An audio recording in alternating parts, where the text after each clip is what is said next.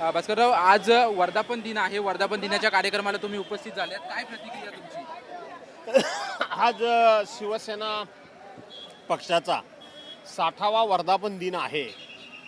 या देशामध्ये अनेक पक्ष निर्माण झाले, अनेक पक्षांची स्थापना झाली, परंतु आज देशामध्ये सगळ्यात जुना पक्ष जर कोणता असेल तर हा हिंदू हृदय सम्राट शिवसेना प्रमुख मान्य बाळासाहेब ठाकरे यांचा शिवसेना हा पक्ष जुना पक्ष आहे.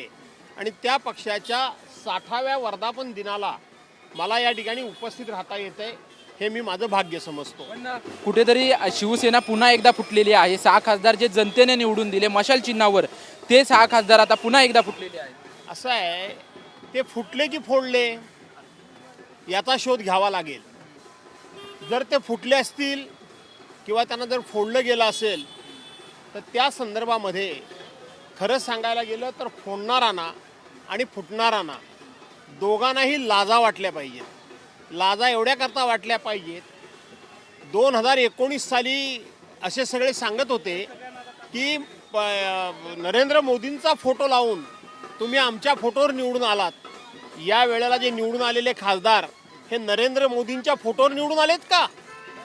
आणि म्हणून फुटले त्यांनाही लाजा वाटल्या पाहिजेत आणि फोडणारांनाही लाजा वाटल्या पाहिजेत. म्हणणं आहे की निधी मिळत नाही, त्याच्यामुळे कुठेतरी त्यांचं म्हणणं आहे ते गेलं गदेच्या.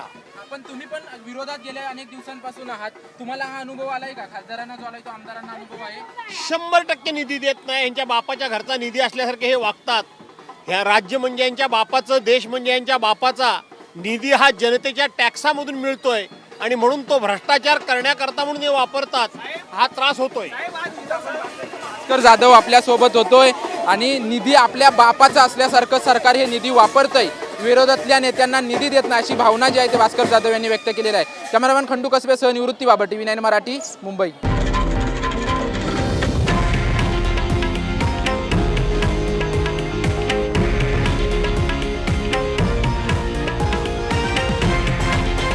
हे आहे देशातील नंबर 1 न्यूज नेटवर्क आणि आपण पाहत आहात TV9 मराठी, एकमेव.